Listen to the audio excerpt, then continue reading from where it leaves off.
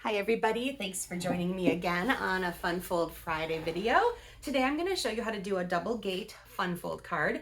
And this is one that I had done before with using the Peaches stamp set, the Sweet Peaches that was in the last annual catalog.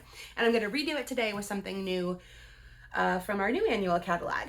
So I'm going to show you this one first. This is the one I did with the Peaches. It has a belly band that slides off.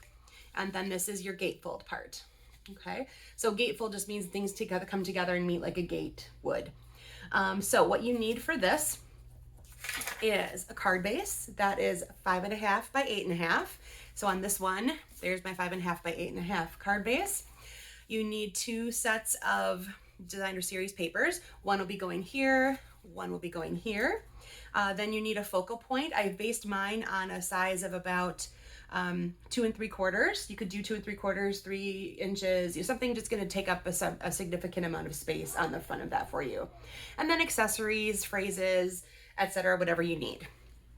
Okay, so here's how you're going to do that. You're going to take your card base that is 5.5 by 8.5. Now for today's sample, I'm going to be using Coastal Cabana, and you're going to score that at 1 1/4 and 3 3/8 from each edge. So grab your paper trimmer. All right, now each edge means we're going to go with one side at 1 1/4. So right there. Oop, get my cutting blade out of the way. Score that. Then you're going to go to 3 3/8. So 1 2 3/8, and score that. Then take that out and flip it around, and then do the exact same thing. And so 1 1/4.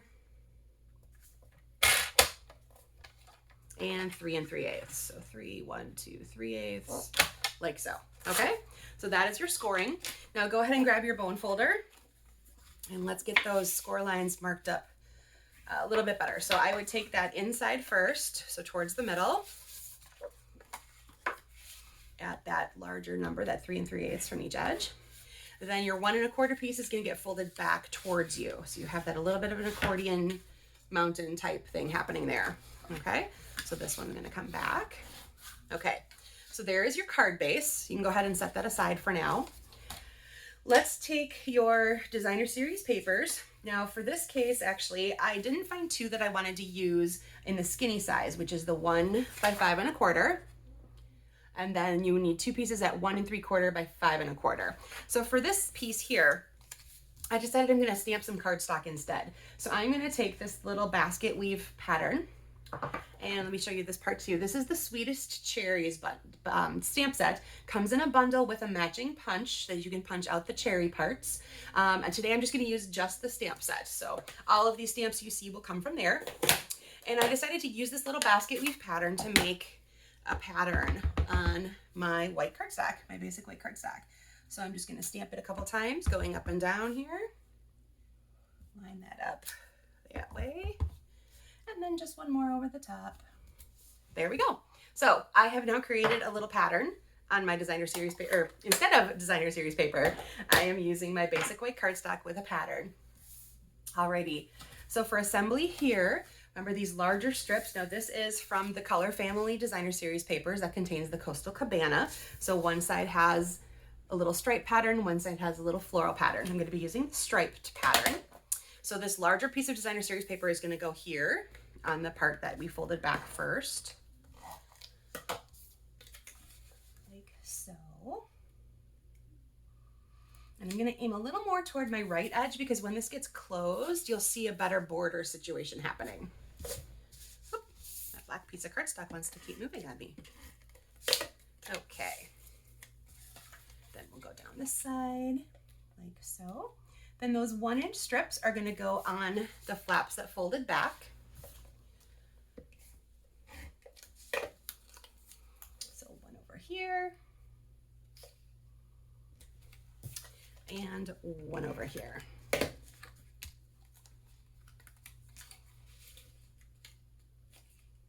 Alrighty, so there is the base again of our gatefold card. I'm going to go ahead and set that aside. Now you're going to want to stamp a focal image. So I'm going to take a piece of neutral cardstock that's 2 3/4 by 2 3/4. And again, this is just a ballpark based on what you have handy. So whatever size makes sense for what you're working with. So anywhere between a 2 inch and a 3 inch image I think would work out really well for you. I'm going to stamp the word friend in the bottom right corner. And that's getting Coastal Cabana. And I'm going to take my Poppy Parade. Whoops, grabbed my headphones by mistake there. And I'm going to stamp the base of the cherry in the center of that. Okay. And then I'm going to take my Parakeet Party. That's one of the new in colors. Love this bright green color. And I'm going to go back in with the stem.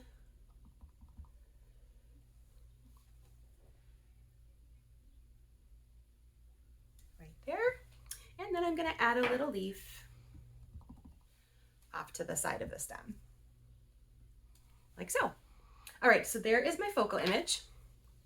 And I'm going to put that on a layer. I cut my layer pretty close. So this is a piece of Coastal Cabana that's 2 7/8 by 2 7/8. If you want a little bit bigger border, you can go up to a 3 by 3. So again, either leave an 1/8 or a 1/4 inch border around whatever size you picked for your focal point. Okay, so I'll bring this back in so you can see that. So that's cardstock, 2 7/8 by 2 7/8 to border your neutral 2 3/4 by 2 3/4. Okay. And now we'll go ahead and set that part aside. Now you also wanted a piece of cardstock that, like I said, that they can either, these two pieces can either match or coordinate with what you chose for your card base. Mine is all matching. Mine is all Coastal Cabana. And I'm going to take this piece that's 1 by 11 and we're going to create a belly band. Now, if you've never done a belly band before, it's really pretty simple. The trick is you don't want to go too tight because you do want to be able to open this back up nicely once you've got all those pieces in place. So I'm just going to make sure that my score lines are nice and flat here. Okay. So I'm going to set this up so that it starts in the front, wraps around and comes back to the front, and then the part where they overlap is going to get covered up by my focal point image. So you won't even be able to tell that it's there. So you want to loosely go around and around, and you leave just a little bit of give. So don't do a firm crease, just a little bit of give so that it can slide up and down. Okay, so now you know where about those are. We're gonna add some tear and tape.